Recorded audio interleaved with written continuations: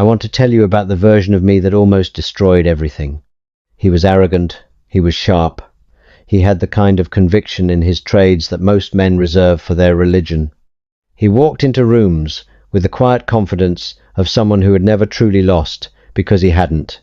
Not yet. Not in the way that matters. Not in the way that strips you down to bone and leaves you sitting in front of a terminal at 3 inches the morning wondering how it all unraveled so cleanly. That version of me believes something that I see in almost every trader who eventually blows up their account, their career, and sometimes their life.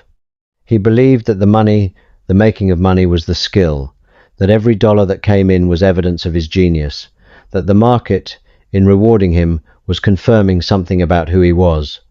That is the most dangerous belief in all of trading.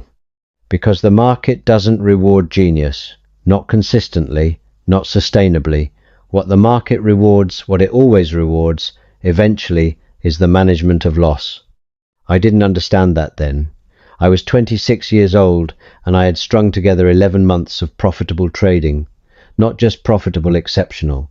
I was up over 300% on my account.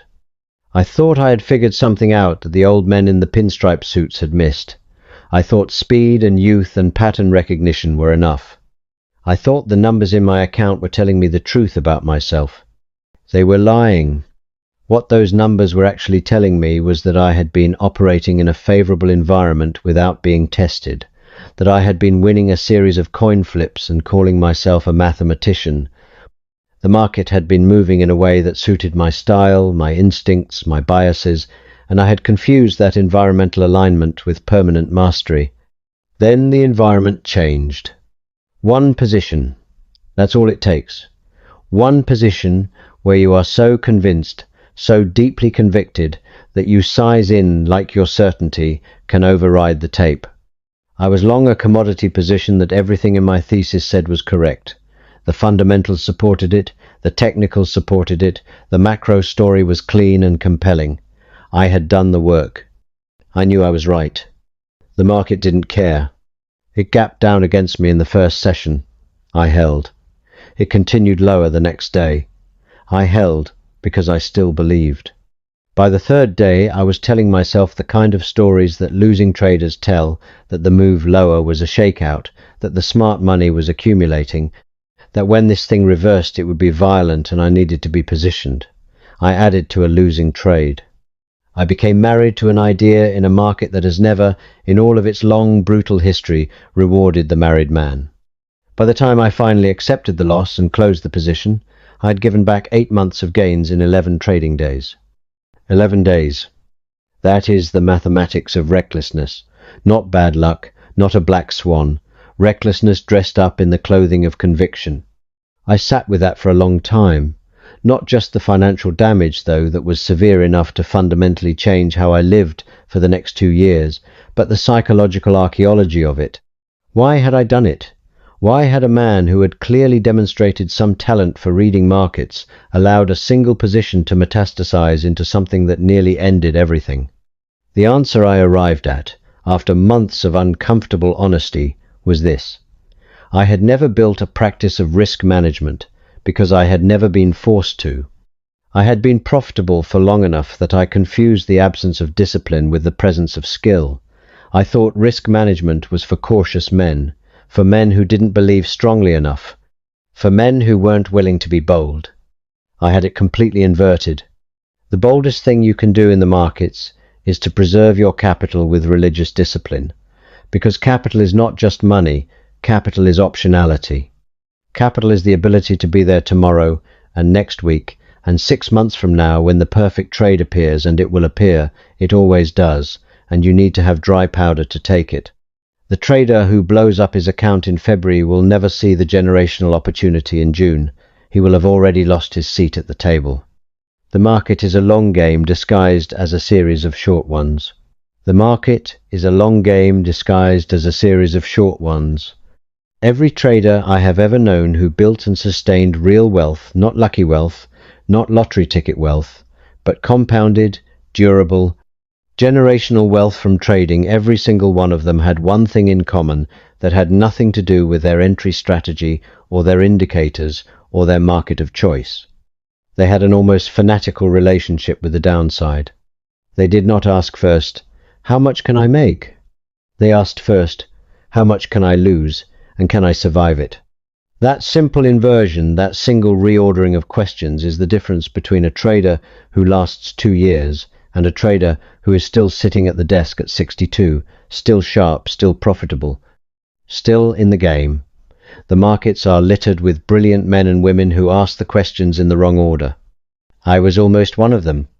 After the loss, I did something that I believe saved my trading life.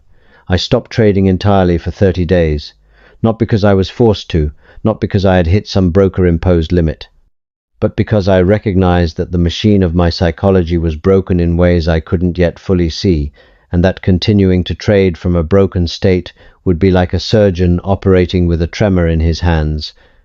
The outcomes would be compromised in ways I couldn't predict or control. Those 30 days were the most expensive education I ever received, and also the most valuable.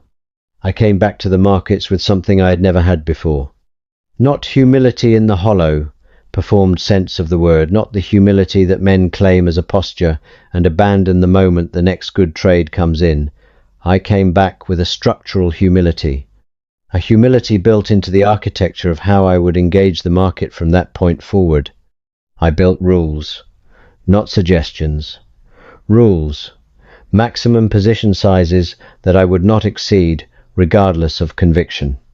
Predefined stop levels that I would honor before entering a trade, not after the position moved against me. A daily loss limit beyond which I would close my platform and walk away from the screen. A weekly drawdown threshold that would trigger a mandatory reduction in position size until I returned to high water mark. These rules felt like a cage at first. They felt like an admission of weakness, and in a way, they were. They were an admission that I was not invincible. That my judgment, while often good, was not infallible. That the market had a way of finding the exact frequency of my psychological weaknesses and broadcasting at that frequency until I capitulated. But here is what I discovered, and this is something I want you to hold. Once I stopped fighting the cage and started understanding it as infrastructure, everything changed. There is a story they used to tell on the floor, and I'm not sure if it's apocryphal or not, but it doesn't matter, because the truth in it is real regardless, about an old commodities trader named Garrett. 31 years on the floor, survived the crash of 87, survived the bond massacre in 94, survived the blow-ups and the panics and the liquidity crises that came and went like weather systems over the exchange. Someone once asked him what his edge was. They expected to hear about his read on the order flow, or his relationships with the specialists, or some proprietary system he had developed over decades of observation. He said, "My edge is that I'm still here." Read that again. My edge is that I'm still here. What Garrett understood, what every trader who survives long enough eventually understands, is that longevity is itself a compounding advantage. The longer you are in the market, the more patterns you absorb, the more situations you have lived through, the more instinctual your recognition of setups, of traps, of the particular quality of silence before a violent move. Every year you survive in the markets is a deposit into an account that cannot be taken from you. It is experience, installed in your nervous system, running in the background of every decision you make. But you only make those deposits if you are still in the game, and you only stay in the game if you manage risk. This is the foundational insight that separates the institutions from the retail traders who blow up in their first year. The institutions, the great trading houses, the macro hedge funds, the proprietary desks that have been running through multiple market cycles, they are not smarter than everyone else. They don't have access to information that is so fundamentally superior that it guarantees their survival. What they have is a systematic, almost bureaucratic, commitment to the management of downside. Position sizing as a percentage of capital, never as a function of conviction. Pre-trade risk identification before a single dollar is committed.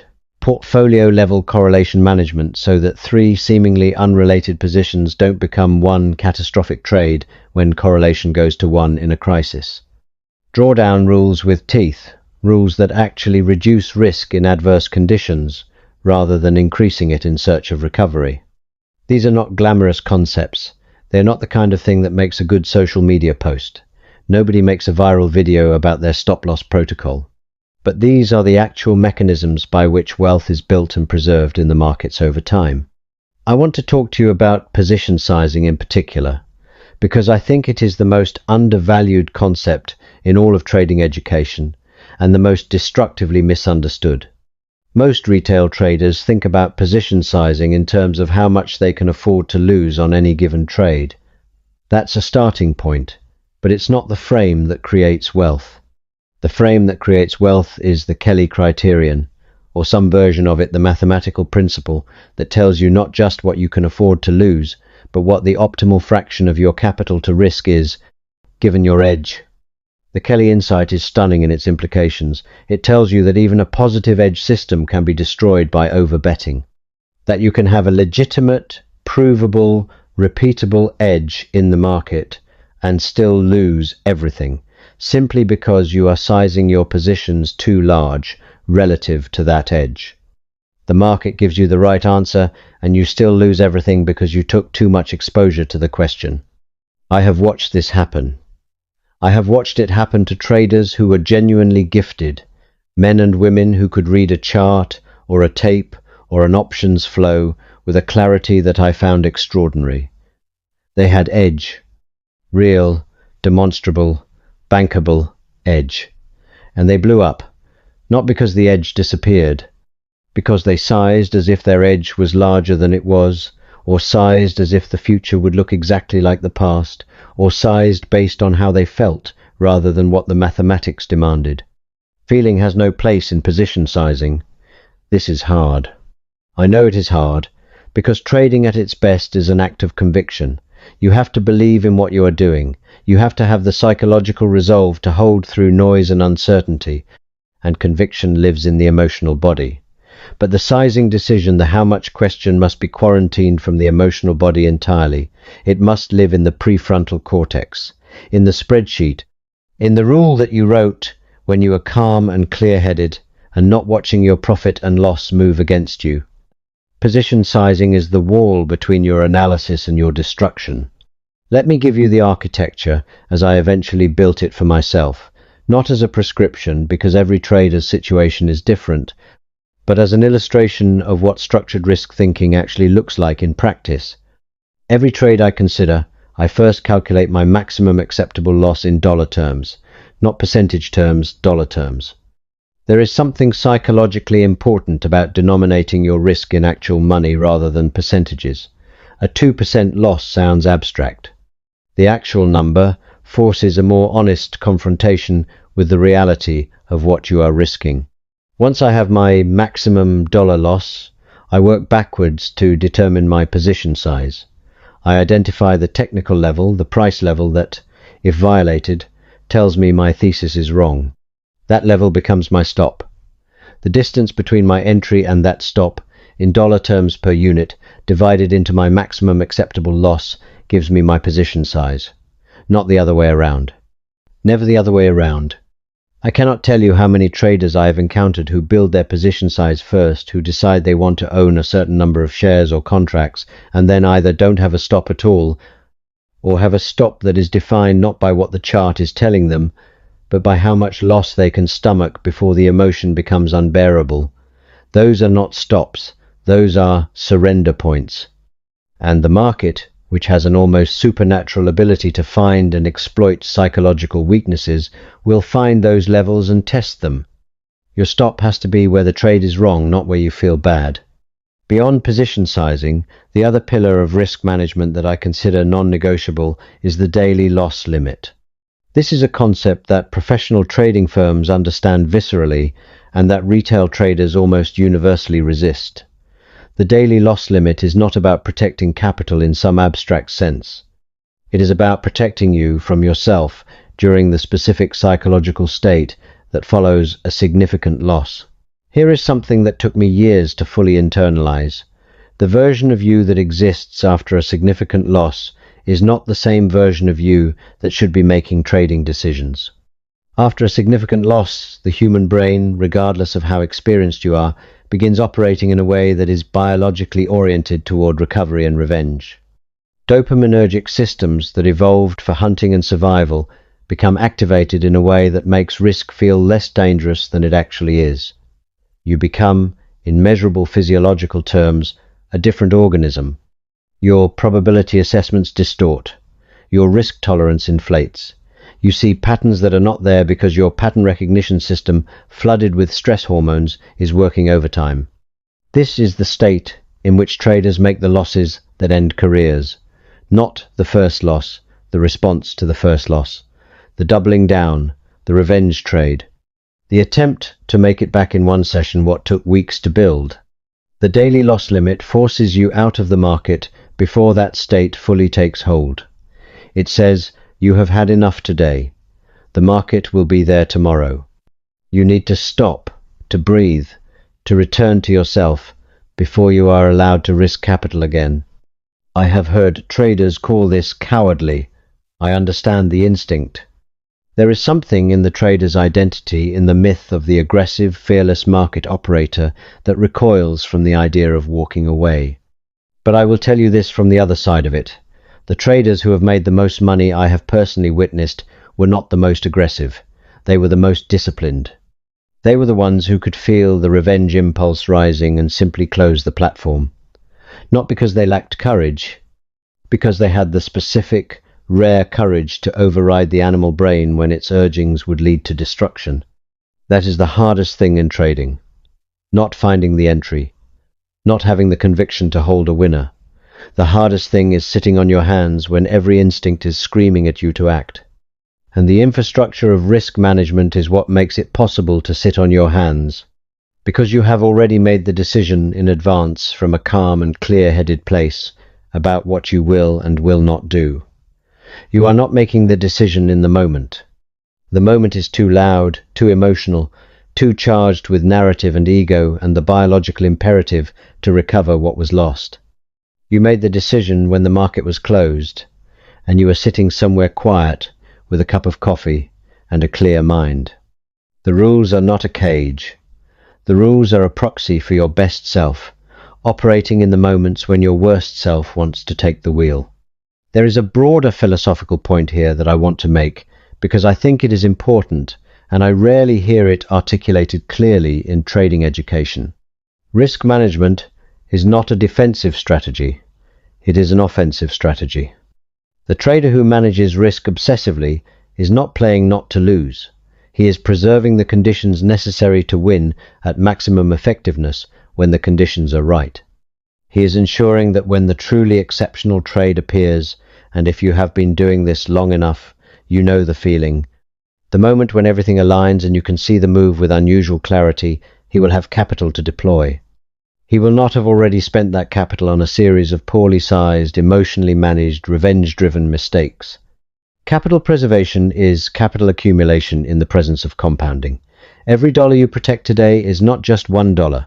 It is every dollar that dollar will generate over the remaining arc of your career. The millionaire traders are not the ones who found the best entries. They are the ones who protected the most base capital and gave it the longest possible runway to compound. I want to tell you about the years after.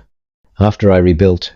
After I internalized everything I have been laying out here, not just intellectually, in the way that you can understand something without it truly changing your behavior, but in the bone-deep, habituated way that makes it automatic. The way that a surgeon doesn't think about sterile technique anymore, he just does it, because the habit has been installed at a level below conscious deliberation. The first thing I noticed was that my equity curve changed shape.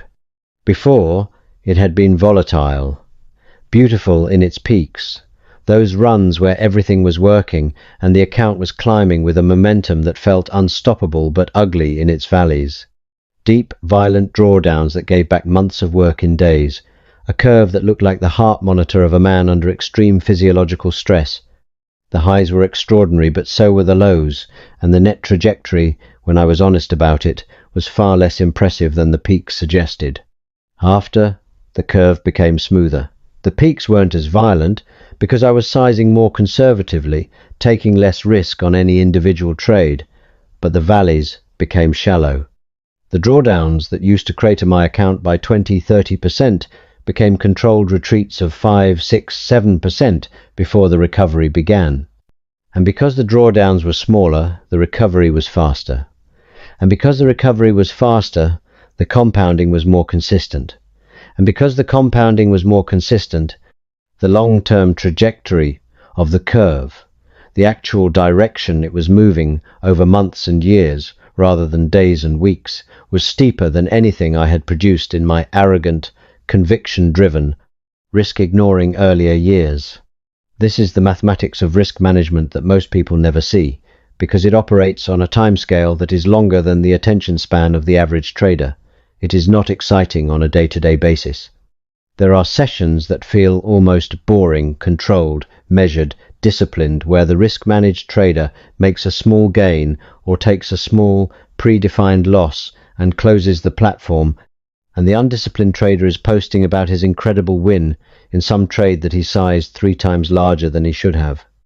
But check in on both of those traders 18 months later, 5 years later, 10 years later. The picture is completely different.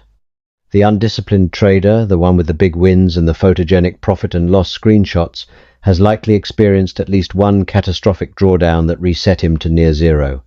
He may have experienced it multiple times. His compounding curve has been interrupted repeatedly by his own behavior, and each interruption has an enormous cost, not just the capital lost in the drawdown itself, but all the compounding that capital would have done in the years that followed. The disciplined trader's curve is not as interesting to look at on any given day, but over 5 years it is a work of mathematical beauty. Because when you remove the catastrophic losses from a positive edge system, what you are left with is a curve that moves upward with a consistency that begins to feel almost inevitable. This is what the millionaires understand. Not just the theoretical framework, any reasonably intelligent person can understand the theory of risk management, but the practice of it. The daily, tedious, unglamorous practice of sizing correctly, honoring stops, walking away after hitting daily limits, reviewing losses not with the question, how do I make this back, but with the question, what does this loss reveal about where my process broke down? That last piece, the post-trade review, is something I want to spend time on, because I believe it is where the discipline of risk management feeds back into the development of edge itself. Every significant loss contains information. I used to treat losses as events to be emotionally processed and then moved past as quickly as possible.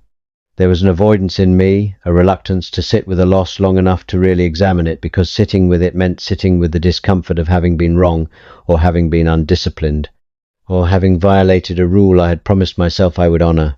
But the loss is a teacher, an expensive teacher, but one whose lessons are specific and reliable in a way that winning trades rarely are. A winner can happen for all the wrong reasons. The analysis can be sloppy, and the entry poorly timed, and the position oversized, and still the trade works because the market happened to move in your direction. You learn almost nothing from a trade like that except a dangerous and potentially false confidence.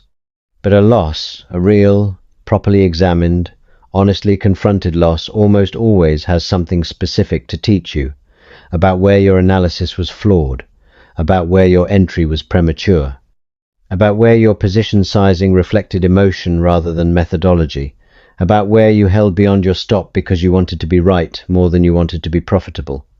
I built a practice of writing about every significant loss, not as a performance of accountability, but as a forensic exercise. I would describe the trade from inception, what I saw, what I believed, how I sized, where I placed the stop, and then I would trace the path of the trade and identify the exact moment or moments where I deviated from my rules, or where my rules themselves were inadequate.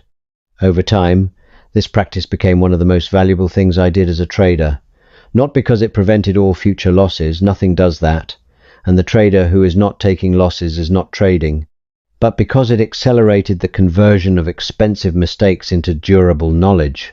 The traders I most admire, the ones who have built real, lasting wealth from the markets, they all have this quality of relentless self-examination, not self-flagellation, Not the kind of psychological beating that some traders inflict on themselves after losses, which serves no function except to damage their confidence and distort their decision-making in future trades. But a clean, honest, curious examination. What happened here? What does this reveal? What do I need to change? That is the growth mindset applied to the most psychologically brutal professional environment that exists. And it is inseparable from the practice of risk management, because without risk management, the losses that occur are often too large to survive long enough to learn from them. You have to be alive to learn. You have to still have capital to apply what you have learned. I want to bring this all the way back to the beginning, to something I said in the first section that I want to close this with, because I think it is the most important thing I have ever understood about this business. The market does not reward genius, it rewards survival. Genius helps. Pattern recognition helps. An understanding of macroeconomics, or market microstructure, or behavioral finance, all of it helps. But none of it is sufficient without the one quality that makes all the other qualities compound over time, the discipline to protect what you have built well enough that you are always still in the game. The millionaire traders are not the traders who found the best trades. They are the traders who lost the least on their bad trades, who gave back the fewest months of gains during their worst periods, who maintained enough capital during the difficult stretches that when the inevitable favorable environment returned, because it always returns, the market is cyclical and patient and will eventually reward every legitimate edge they were still there to take advantage of it. I think about the version of me at 26 sometimes, the arrogant, gifted, structurally reckless version who thought he had it figured out. I don't begrudge him his confidence. Confidence is necessary in this game. You cannot execute a trade without believing in it, and you cannot believe without confidence. But I wish someone had sat him down and explained this to him with the clarity it deserved. Risk management is not what you do because you're afraid to lose. Risk management is what you do because you're committed to winning not just today, not just this month, but over the entire arc of a career. It is the structure that allows everything else you know about the market to compound without interruption. It is the foundation on which every lasting trading fortune has been built. The traders who manage risk well are not playing a different game than the traders who don't. They are playing the same game, reading charts, sizing positions, managing the psychology of uncertainty, but they are playing it on a longer time frame. They are optimizing not for today's profit and loss, but for the shape of the equity curve over decades.